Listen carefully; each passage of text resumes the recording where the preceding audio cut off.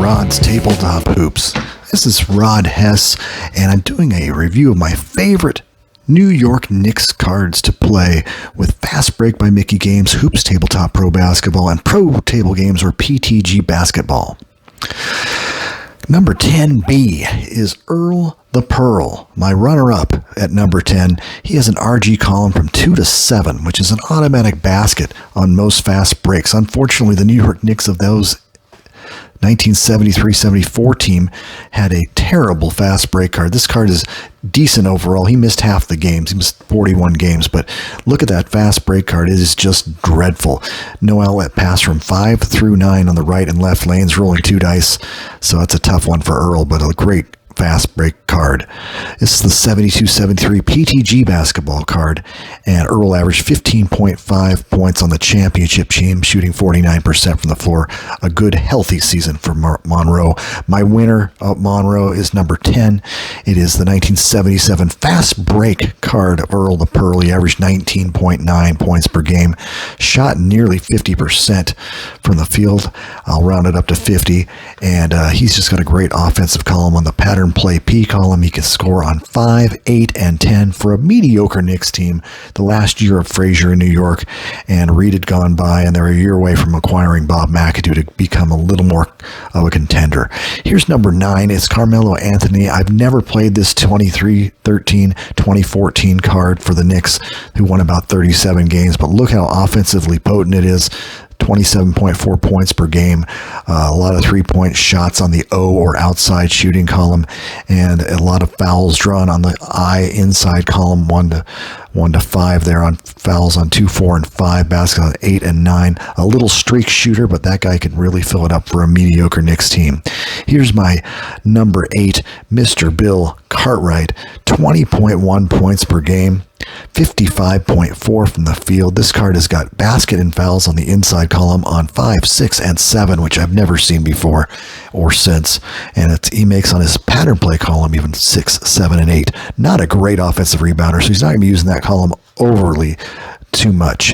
And he's not much of a defender either, but boy, can he score. That 1981 Knicks team was a fun team to play. It was kind of a renaissance with Cartwright and young players like Ray Williams and Michael Richardson. Here's number 7B, Bob McAdoo, 26.2 points per game. This is the 77 McAdoo. They had acquired him in midseason from the Buffalo Braves after winning 3 straight scoring titles. This guy can score baskets on 7 and 8, draws a foul on 9 on the P column, good fast break RG column.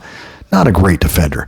And here's 7A, which is actually a 1977-78 Hoops PC card, so I just kind of did a snip of it. Big Mac, pretty good offensive player, well over 26 points a game, and just excellent Knicks offensive team. They're a little bit hesitant on the defensive side, to say the least, but here's the 78 regular card with fast break from 77-78, and this one shows quite well with drawing a foul on 5, baskets on 7 and 8, draws a foul on 10. RG column very good at baskets 7 and 8, assist on 10. Just an offensive minded center that can rebound as well. A fun card to play. Bob McAdoo, capable of 40 points on any given night. And a Hall of Famer.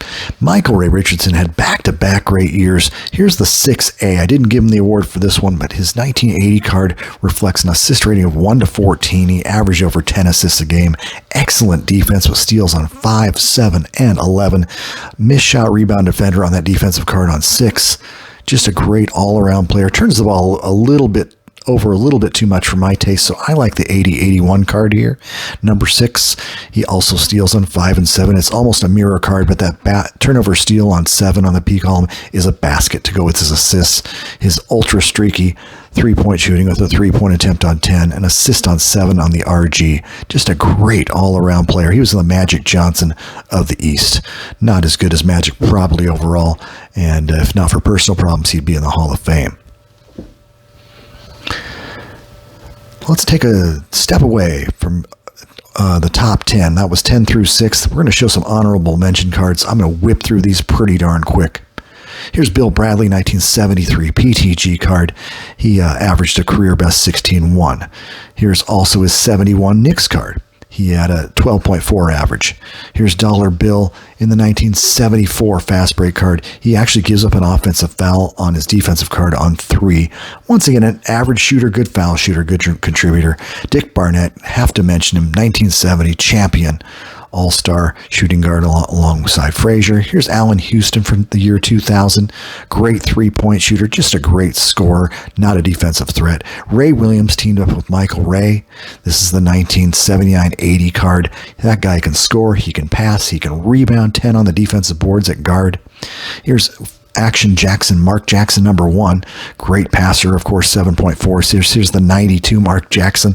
Action Jackson at 8.6 assists, 5, 6, 7, 8 assists on the outside column. Here's Oak Tree, Charles Oakley. A quick look at his rebounding. Leonard Truck Robinson never lived up to expectations, but it was cool to have a guy named Truck on the Knicks. Rory Sparrow played very well for a poor 1986 team. He is very good to good defense. He can pass, he can shoot, P-column. Doesn't get the ball much, but a great player. Little bench contributors. I always love Trent Tucker because he could shoot 3-point attempts. He's got a 3-point attempt, 2 to 11 on 8 there. Here's his hoops version, 40.3 in 1985. Once again, a 3-point threat. Not too much else. The Jordan stopper, Gerald Wilkins, had a great year at 19.1 in 86-87. That Knicks team struggled. Here's Dean the Dream Memminger, second on the 74 Knicks in offensive rebounds, being a small guard, and he shot 51% from the floor. I love this card. It's actually better than Earl the Pearls on that team. Marvin the Human Eraser had a free agent signing, only played 60 games that first year, did average about 11 points and 11 boards, but he was injured from there on out. Stinger, 56% from the field, just a fun card to shoot the ball with for the 81 Knicks coming off the bench. Bellamy, 67 PTG, 19.9 points per game, and a great rebounder. Here's Jerry Lucas on that 73 championship team. I'll call him Mr. Memory because he could memorize the phone book, but he was a very solid shooter at 51%. Mitchell Robinson, 2018-2019. I have that season when I got back into hoops, and that guy shot 69% from the floor on limited attempts. I just had to throw him in there. Now back to our top 10, number 5 through 1. Dave DeBusschere. Here's the first of 3 cards, the 5B card. Great defense on that 70 Knicks title team.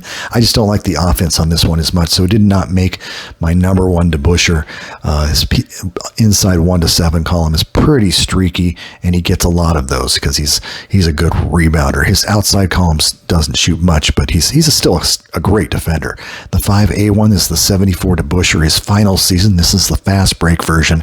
Incredible defense. No baskets, but on a 12 on the defensive card, and he averaged 18.1, as I mentioned, 6, 8, and 10 on the P column. He makes baskets, so I like that kind of card.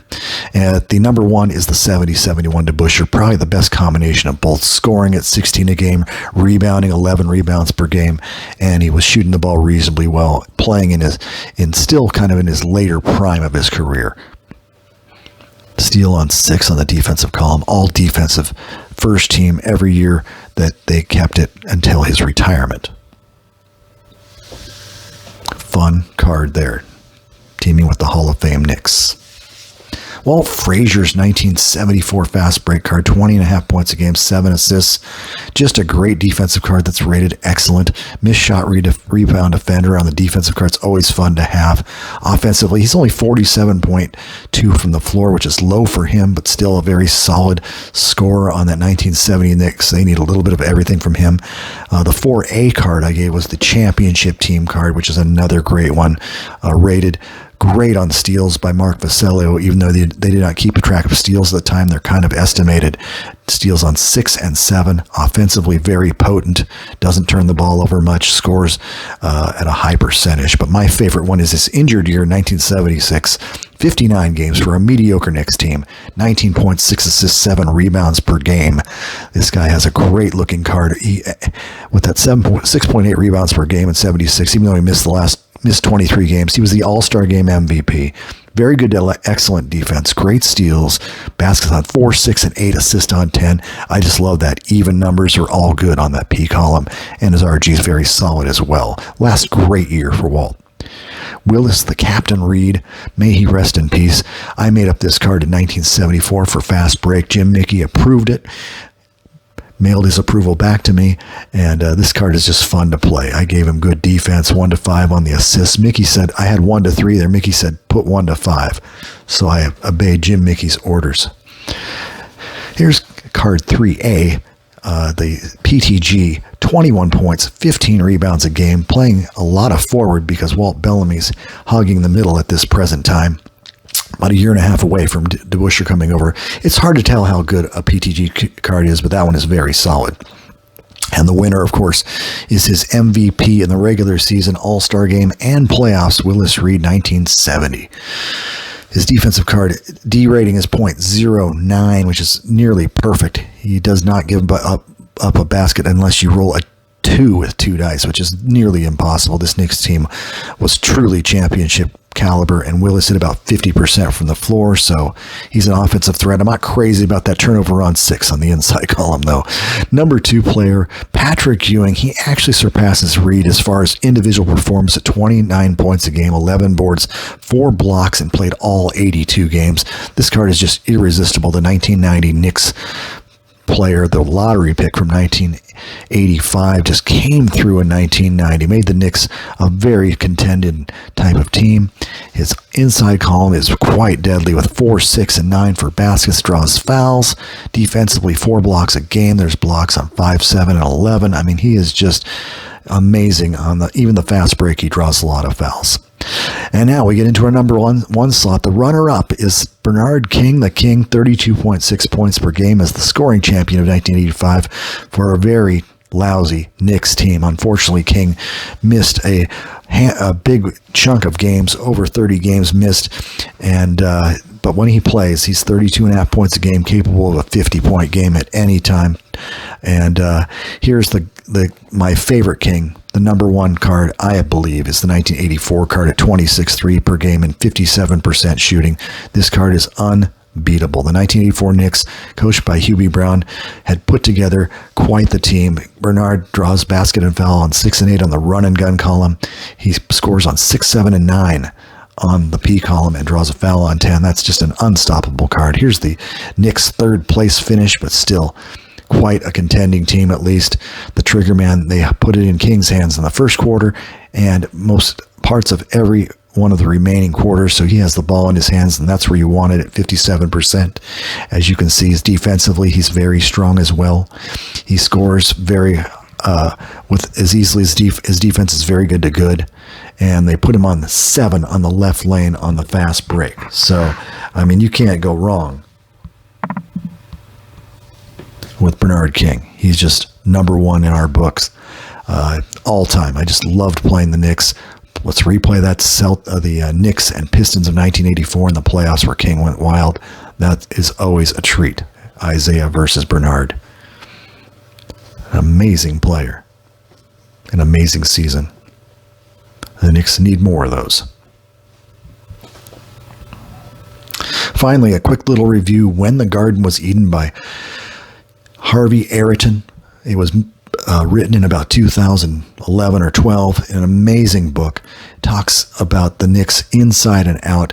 Revisits the Knicks 40 years later. I really, really enjoy this book. It was just, the storytelling is fantastic. If you want to hear about the old Knicks of 70, 73, where they've been, where they came from, and what they're doing now, I really, really recommend When the Garden Was Eden. Thanks for watching.